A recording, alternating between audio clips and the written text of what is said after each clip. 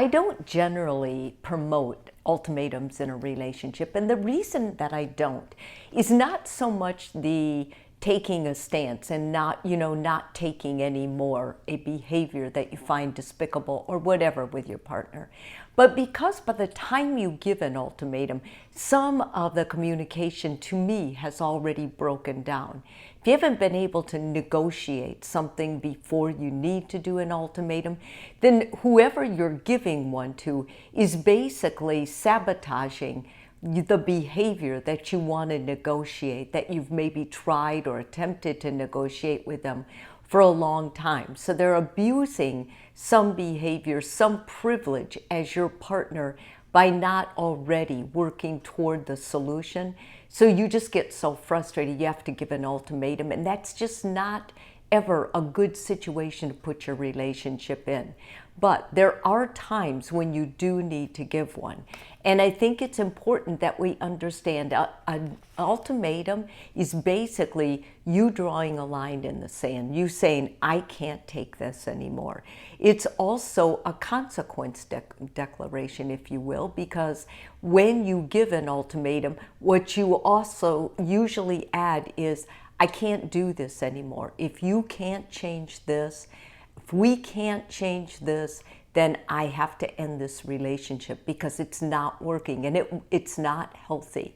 Thirdly, it's a communication tool. I mean, most of the time, that's why it's ineffective. You're exasperated, you're exhausted, you're overwhelmed, you're stressed, and you lay out this ultimatum. And sometimes even the word divorce is an ultimatum. Like, if this doesn't change, then we're going to have to get a divorce. And that's probably the most abusive use of divorce, or throwing something out there, what you're calling an ultimatum. It's actually more of a manipulative tactic. And lastly, it does leave a relationship impact, because you're saying, if we can't change this, if you can't stop doing this, then I can't continue in the relationship. So what does it break down? Why is it bad? Well, it can break down trust, and I think trust is an important issue. It also can kind of sound like you're manipulating, or that something's going on that you're trying to control your partner. And I think that's part of what makes it, why it doesn't work. The undermining of trust is probably the biggest thing, though, because you can be going along in a relationship and your partner could have mentioned some things subtly, like, I don't like it when you do this. Let's say it's a drinking problem, and your partner said, I don't like it when you drink. I don't like it when you drink. You have fights about when you drink. But then one day they just throw you an ultimatum. And they say, you have to stop drinking, you have to get in a program, or I am leaving. That's drastic, and that's how it undermines trust. Ultimatums are toxic because they diminish communication. Once a person gives a ultimatum, basically they are closing the door. Like, they give an ultimatum and they leave. They give an ultimatum and they slam the door. They give an ultimatum and they go to work, or, they're out.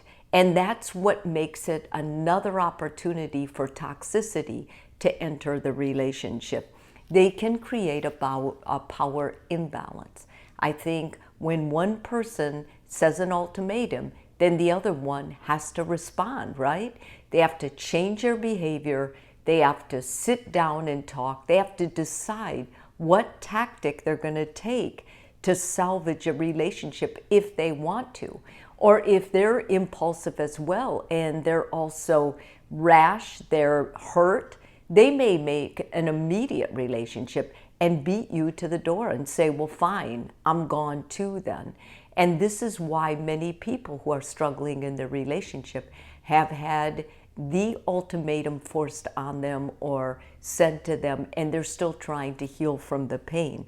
Also, it limits the health. It limits the opportunity to really work on an issue together, to negotiate, which is where I would rather see a couple be. And also, I think most therapists in the field would rather have you negotiate.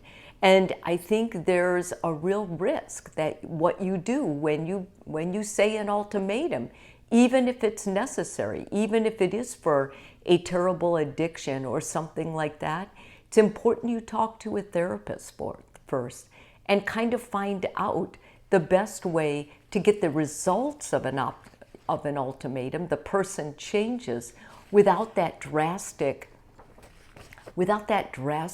breach of trust or that sense of hurt and betrayal. So the first thing I'm going to suggest you do is open communication.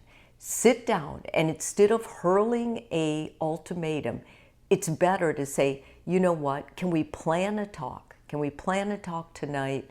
What time works for you? Try to get a time when there's no distractions, when the two of you can talk. And then lay your cards on the table. In the case of the habit of drinking, tell your partner, you know, I've seen you black out. I've ridden in the car when you have been drinking, and it's really scary. It's not safe. Somebody's going to get hurt. How it'll affect if you have kids, how it's affecting you, how it's affecting your love life, your ability to talk to one another. Talk about the problem, not the partner.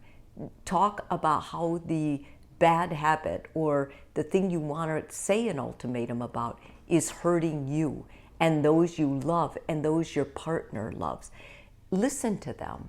Ask them what they think and listen.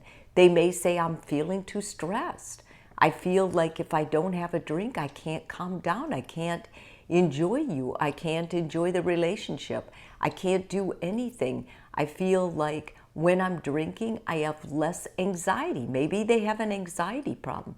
And they instead going to a healthcare professional is going to be much more helpful than just, drinking or medicating with smoking or any other kind of addiction. Compromise. What's something you could do? Well, to help you get back on track, how can I help? Let's both abstain from alcohol. Let's find a different drink of choice. Let's stop going to this place, this bar, this grill, this happy hour, and do something else that's going to make us both happy. You being willing to negotiate on your end is going to help give them the motivation they need to make changes on their end. A lot of times, lifestyles actually promote people to engage in bad habits and